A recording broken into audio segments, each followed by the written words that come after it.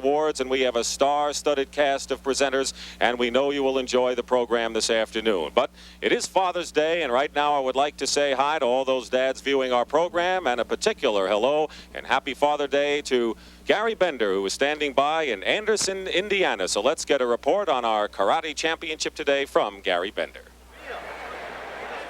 Thank you, Dick.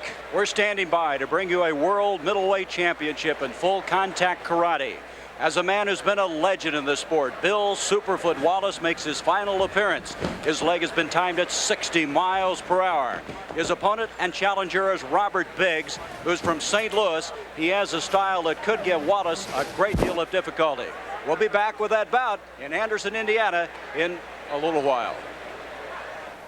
Thank you, Gary. We'll be back to you in Indiana for that championship coming up a little later on in karate. But right now, we're all set to go on stage for the 14th Annual Victor Sports Awards, and we'll be back with them in just a moment.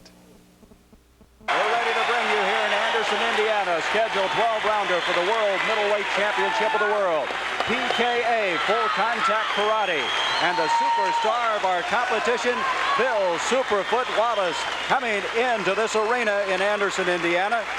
This man is 21-0, the defending world champion. Let's watch him in action.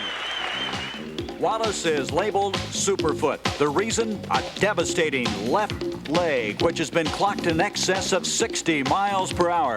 But this world middleweight champion has also developed a devastating left hook, as evidenced in this title fight against Pat Worley when he took Worley out in the first round. Robert Biggs has a different style that could give Wallace a lot of trouble. I asked him if he had different training tactics for this fight. Yeah, I usually run maybe 2.5 miles, but I've been running like 5 miles a day. Been doing between 20 and 24 rounds, a lot of kicking, a lot of hand techniques, and been eating a lot of hamburgers. I'm really greasing up for this one. Bill, this bout has been labeled as your final bout, that you are in fact going to retire. Well, I'm old. I'm almost 35 years old, so I don't heal like I used to. And a lot of young kids coming up being able to hit real hard and just as quick as I am. So I want to be remembered as doing something that I was the best at. So they usually have a tendency to remember you for the last thing you did, and I don't want to go out a loser. And here's the challenger, Robert Biggs, 29 years old, from St. Louis, Missouri. I asked him what he's going to have to watch out for against Wallace. His left leg and his left arm. If we could tie those two together, I'd have it made. He kicks at 60 miles an hour, they say.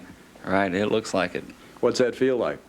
I haven't been hit yet, but I'll let you know later on. Our expert analyst for this World Middleweight Championship is Joe Corley, who fought Superfoot Wallace in 1975 for the title bout. Now, very quickly, what are some of the rules that we're going to have to really look at as we start the fight? Well, as you know, both fighters can punch and kick. Each fighter will have to throw 8 kicks per round, and they all have to be above the belt. And we might indicate that this foot pad is very instrumental in the fight. That's right. The foot pad weighs about 4 ounces. It covers the top of the foot, not the bottom of the foot. And so we're going to be back for Bill Superfoot Wallace's final bout. And now let's go to the center of the ring for referee Jay Will and his instructions to the fighters. When I say break, make sure you step back. I will step between you. Do not resume the fight until I raise my hand and say continue. Shake hands now, and we'll come out and bow. And there is Robert Biggs, ranked 5th in the contending ranks of the middleweight division. He's a man who appears very shy, but he's extremely confident. And Bill Wallace, he is